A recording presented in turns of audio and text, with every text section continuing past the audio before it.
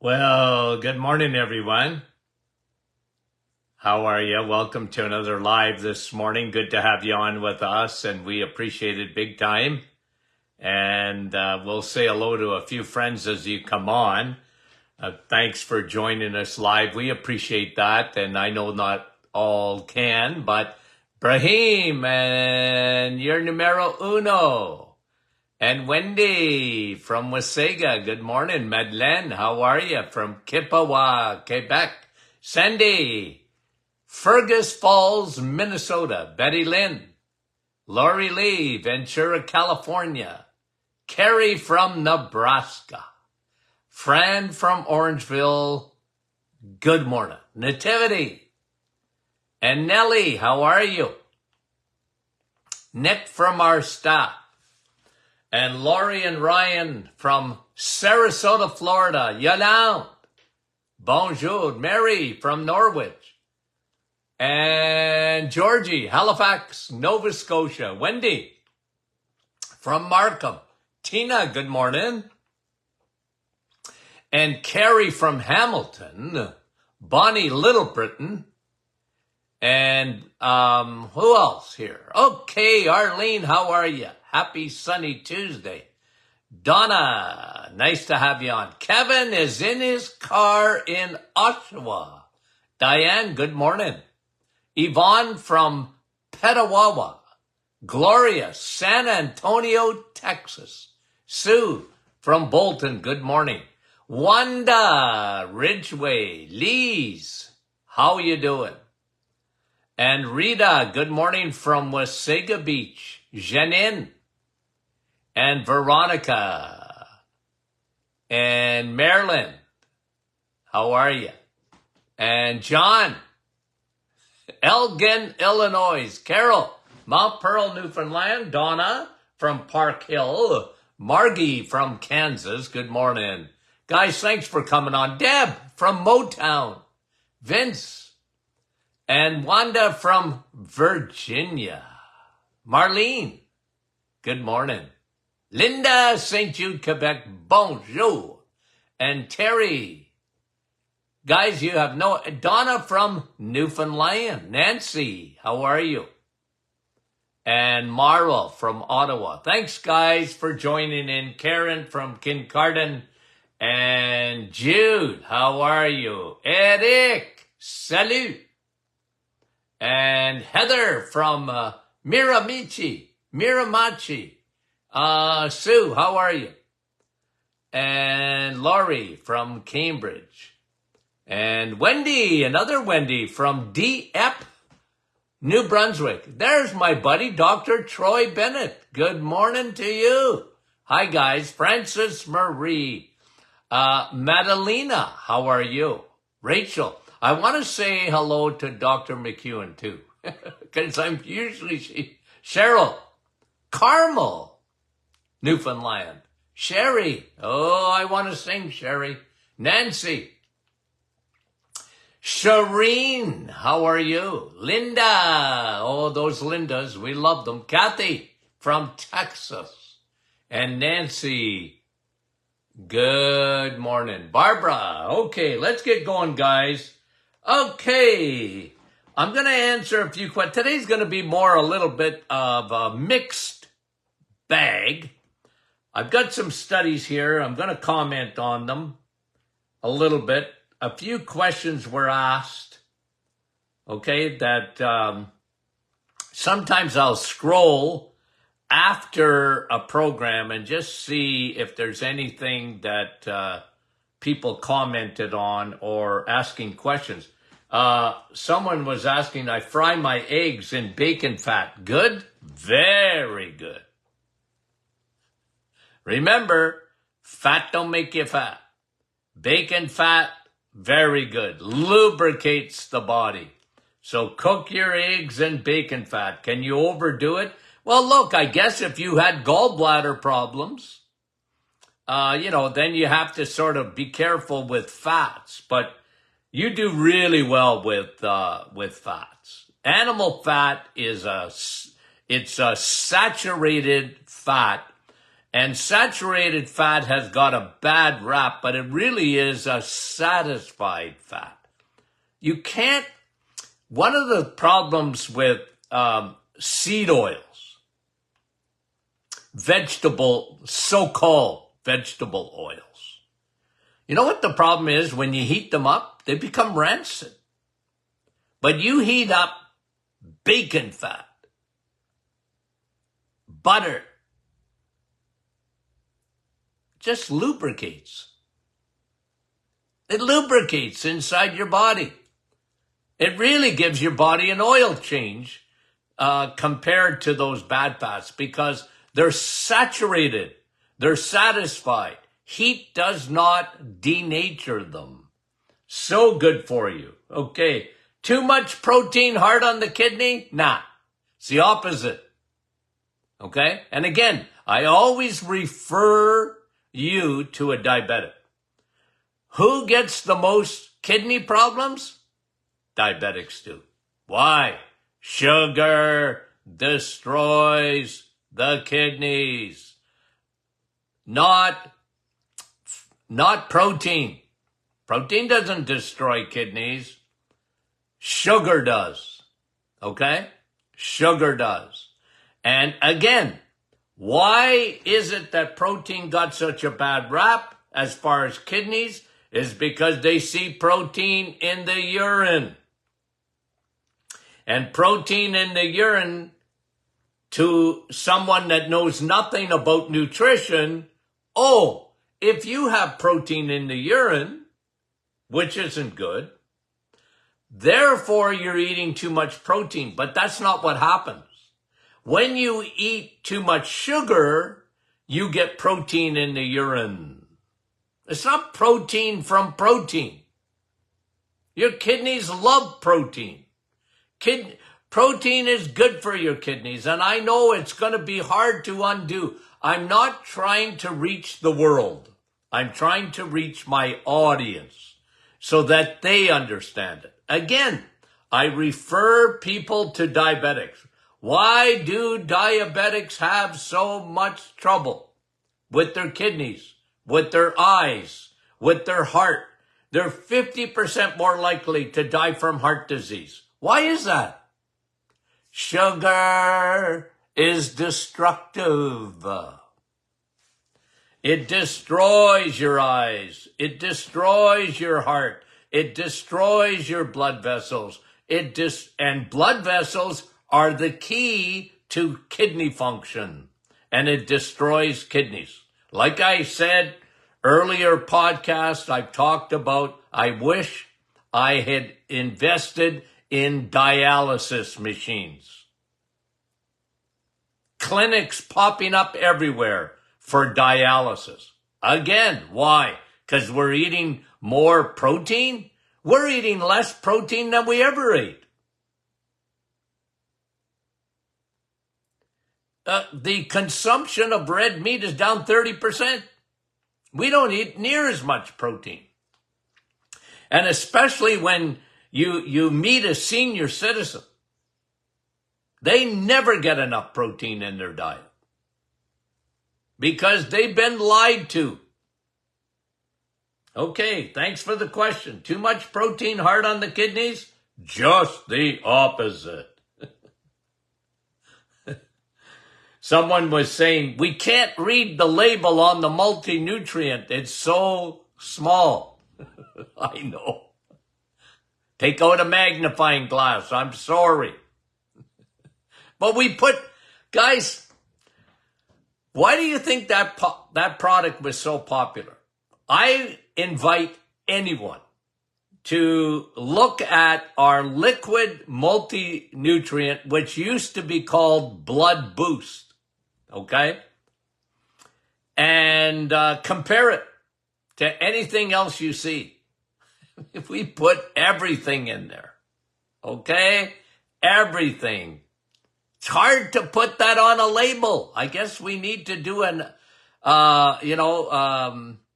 put a label underneath the label. Maybe we'll do that. And you can tear it off and then look at, I don't know.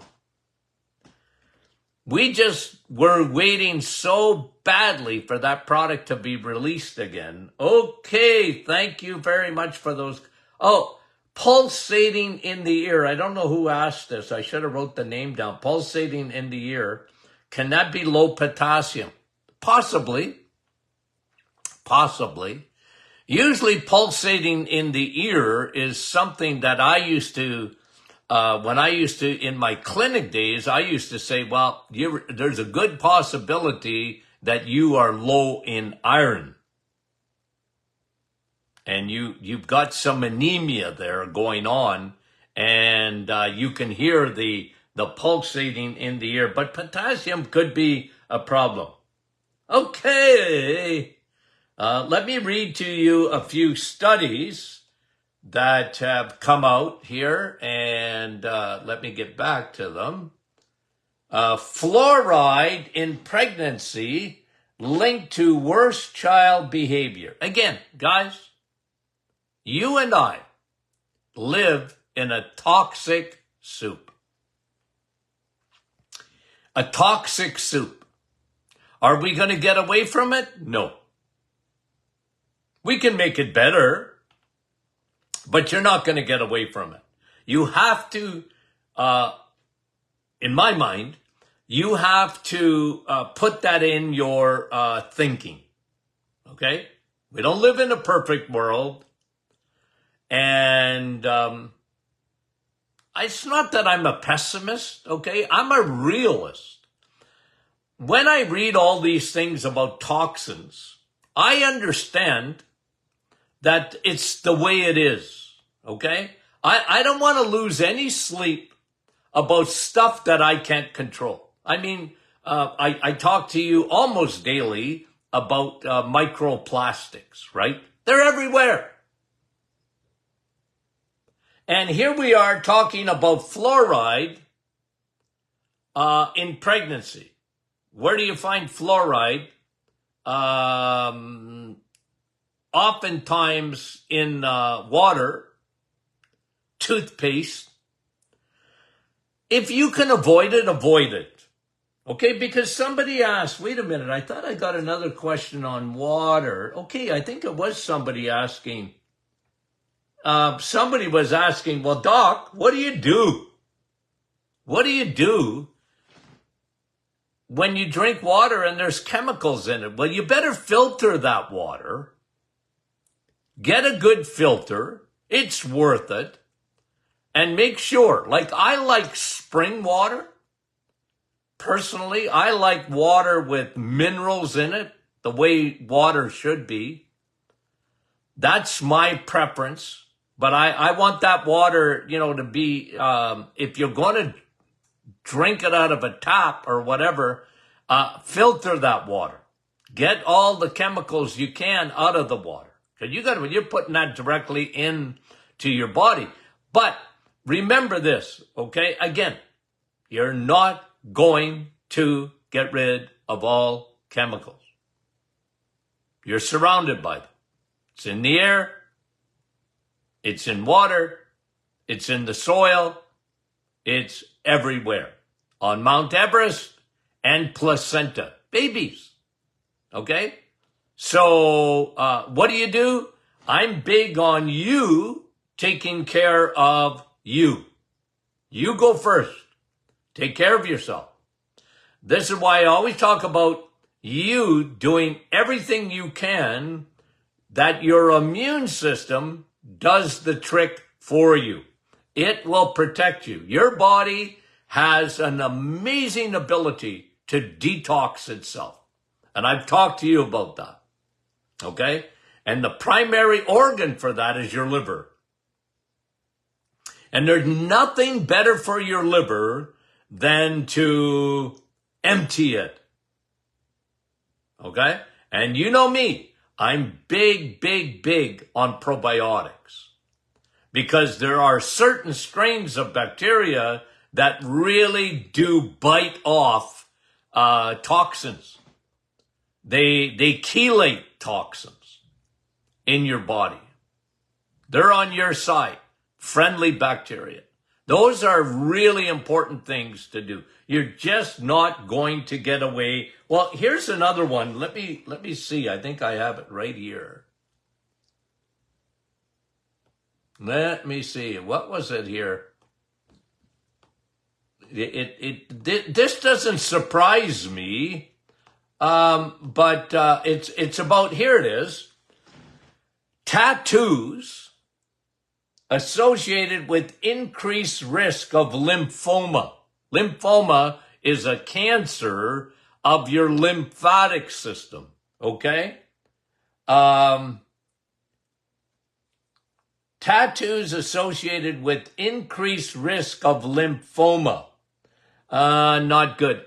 Guys, people used to ask me, okay, all the time in the office, Doc, what do you think of tattoos? And I guess I'm old-fashioned. And I know it's so popular, okay? For me, I wasn't big on them, but I used to tell people this, okay? Because from a clinical perspective, I used to tell people, listen, you put stuff on your skin. I know there hasn't been much research. You got to go back, okay? 30, 40 years ago, okay?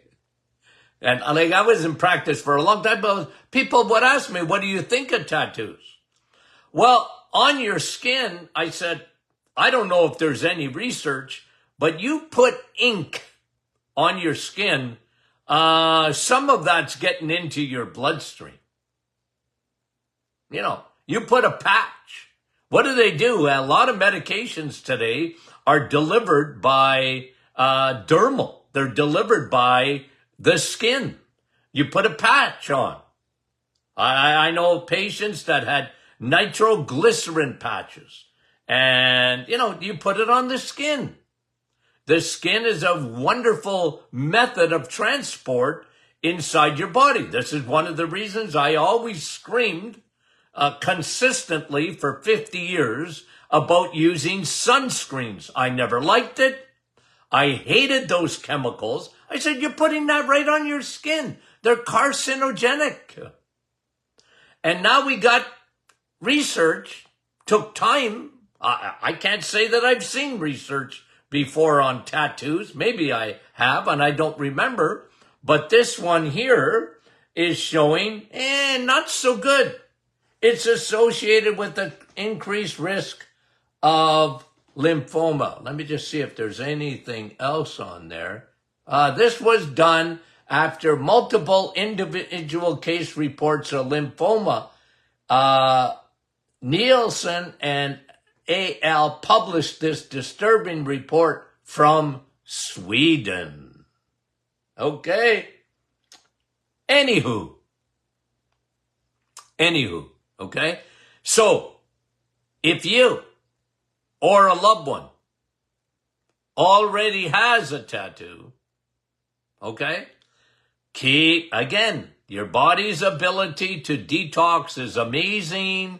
Keep your liver clean and take probiotics, okay? I'm big on that, huge on that. And let me see. Okay. So we commented on that. Okay, that was on... Oh, here's one. Omega-3 supplementation reduces aggressive behavior. A meta-analytic review of randomized controlled trials. Here's the author's conclusion. There is now sufficient evidence to begin to implement omega-3 supplementation to reduce aggression in children and adults. Okay? Behavior. Sometimes wiring gets mixed up in the brain. A lot of times we've talked about it. Leaky gut, leaky brain starts in there. But omega-3, guys, listen, 60% of your brain is DHA. I am a very, very consistent proponent of, you know me, and omega-3. Like in the last couple of weeks, there was, a negative study that hit headlines and don't take omega-3 because not good for you and it's associated with heart disease. I mean, you guys know that gave me a splitting migraine because it was so poorly done. And this is different. This is a meta-analytic review of randomized controlled trials. That's how you do studies, not observational. What did you eat last week? And how many grams of red meat did you eat? Or how many grams of fish did you eat? I don't know. Last week? I don't remember yesterday. I got to think about it. What did I eat yesterday? Now, if you were asking me about how much coffee I drink, I can give you details. Okay. So a randomized study, and guys, I've talked to you about this all the time. I used to have kids come into the office bouncing off walls. They were always in trouble. They were angry. No wonder. And parents, they were beside themselves with these young kids. And we see so much more of it today. Listen, we used to see it in my day, but nothing like today. And we never saw autism when I was a kid. I mean, rarely. But today, it's, and some have said, look, it's because we're better at diagnosing. Maybe, but that can't equate to 1 out of, what is it today? 1 out of 18 or 17 children born or have some form of autism? Come on. We live in a different world. Again, it goes back to our toxins, and it goes back to, I always said it. I said it 100 years, no, not quite, years ago. Leaky gut, leaky brain. Leaky gut, leaky brain. And omega-3, I used to give patients, young kids, even adults, ADD, ADHD, said, man, you are low in DHA fat for your brain. You need to get that up there. And used to get very, very good results. I posted this yesterday, just a study, not a study, but a paper. High fructose corn syrup is added to more than 60% of America's grocery store foods. Added. High fructose corn syrup.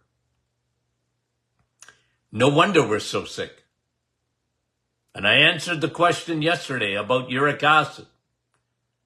Why is uric acid so high today comparatively? Look, gout's been around. I'm not even talking about gout necessarily. A lot of people with high uric acid levels have no gout symptoms at all. They don't get gout, but they have high uric acid. And I tell you that is due to high fructose corn syrup, the antichrist of sugars. 60% of every item in the grocery store has high fructose corn syrup added. We're killing ourselves with these things. Killing ourselves. And high fructose corn syrup is metabolized differently because it's a fructose and it's a liquid. Thus, it's like alcohol. It takes a beeline for the liver. What destruction that causes inside the body. Fatty liver. fatty liver, high triglycerides, low HDL, inflammation. And what does the world say? Moderation. Moderation. No, when it comes to high fructose corn syrup, elimination. That's the key, not moderation. You know, it's like telling an alcoholic, well, just have a little bit of alcohol. Do it in moderation. No, that's not good advice. You never tell an alcoholic to have a little bit of alcohol. You tell them to avoid it like the plague. And here we are. We got kids. Imagine, I never thought in my lifetime I would see anything like it. And that is, we got kids walking around with fatty liver. Imagine that. And it's because of the choice that the food industry made. And they put it into everything. 60% of the items in the grocery store have added high fructose corn syrup. Destructive to our society. Addictive. It's worse than cocaine.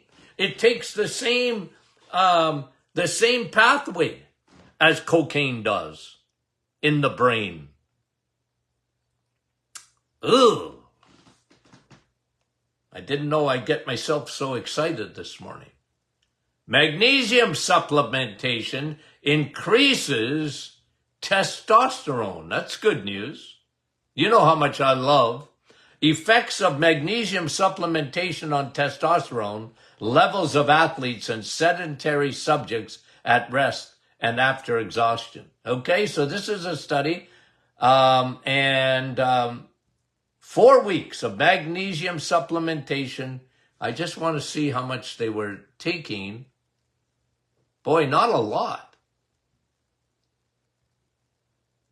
I just want to see here. I thought I read this, but I can't remember now. Okay. Yeah, not a lot of magnesium would elevate testosterone in men. Good thing. You know, magnesium's used for a lot of things, guys, okay? Vitamin K2, here's another one. Vitamin K2 is a silver bullet for liver cancer. Vitamin K2. Isn't that good? Guys, you know we put our vitamin K2 in with vitamin D. They go so well together. And I want you, okay, if you're taking vitamin D, I want you to take vitamin K2. But otherwise, I want you to eat your vitamin. There are certain things I want you to eat. Okay? And by the way, we put vitamin K2 in our multi-nutrient. Okay? Now listen. Linda, listen. Larry, listen. Eat your vitamin K2. Because God in nature gave you vitamin K2 with calcium.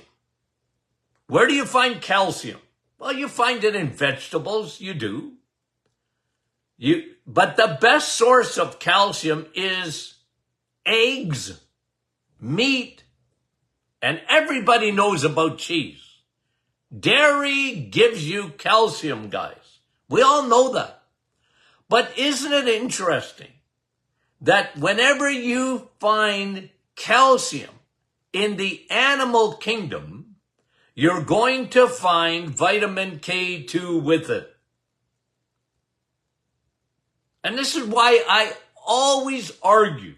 I will argue till the cows come home on the importance of eating animal-based product. You want to eat fruits and vegetables? Good for you. Enjoy. But don't live on them. And the reason I tell you again and again and again, one of the reasons is the importance of vitamin K2. Because calcium left unattended in your bloodstream will calcify your blood vessels.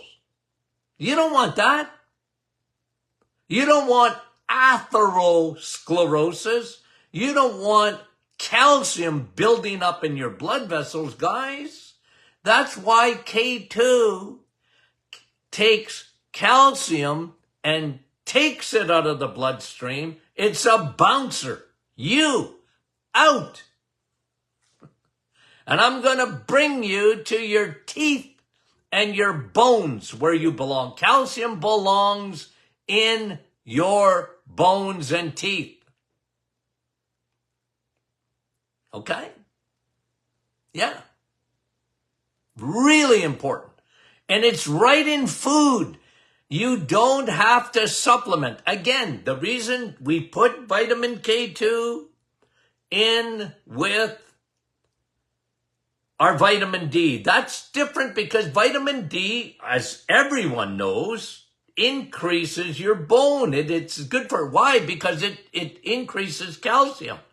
And that's all right. But you want that K2 to bring the calcium and put it where it belongs, guys. I love vitamin K2. But I want you to eat it. It's like zinc. Do I love zinc? Big time. But, by the way, we put a lot of zinc in our multi-nutrient. So if you're going to need it, then you can supplement with it. But primarily, I want you to eat it because when you eat steak, you get zinc. You get zinc. Zinc's not found in the plants. There's not enough there for mice. Okay?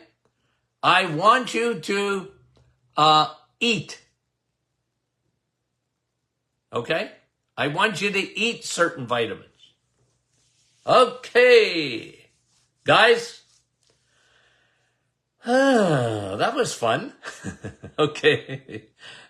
Send your questions in, guys. Okay? Because we really love our question and answer sessions. And like I said, I even did a few questions today. Okay? I did a few questions today. Okay, guys, we love you. And we'll talk to you soon.